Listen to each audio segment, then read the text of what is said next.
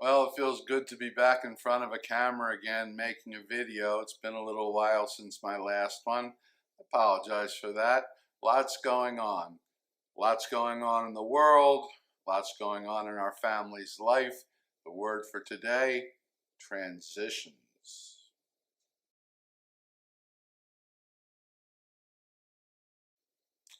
Shalom, my friends. Yes, a lot of transitions have been happening in my life and in my family's life, and thank God they are all for good things. But there is always two sides to the coin. And that's what I'd like to talk about tonight. I have released a video earlier, and I'll put a link to it in the description below this video on YouTube. Just have to remember to do it. But I released a video on the first of the 10 trials of Abraham when he was told to leave his homeland, the place where he grew up, his father's house, and journey to a land that God would show him.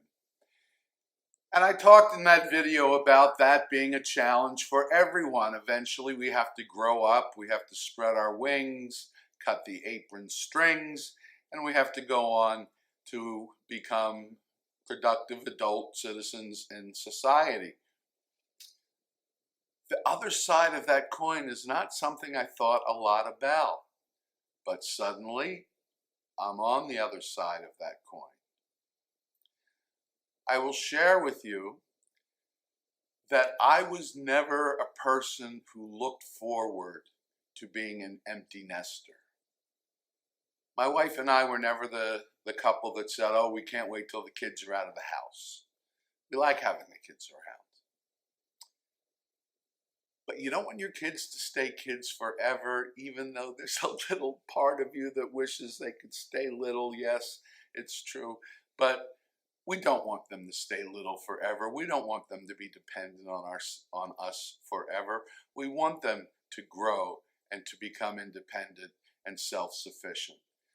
Of course, doesn't mean it's painless. Doesn't mean it's easy.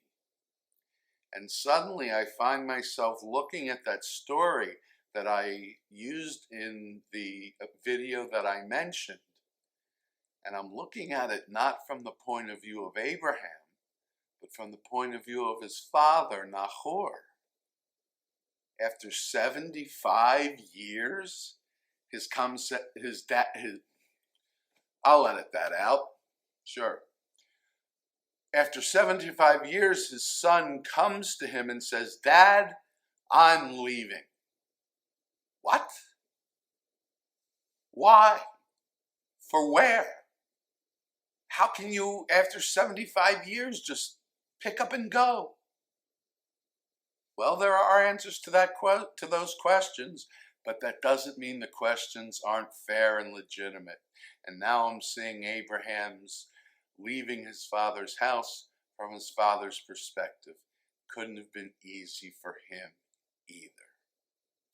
And so, my friends, I mentioned that a coin always has two sides. Let's make it Jewish. And let's remember that no matter how thin you can make your potato latkes, they always have a top and a bottom. That's where I'll leave it, my friends, for this week. Please do subscribe to the channel by clicking on my face right over there, or watch the last video that I sent out a little while ago. Click on its icon right over there. Until next week, Shabbat Shalom.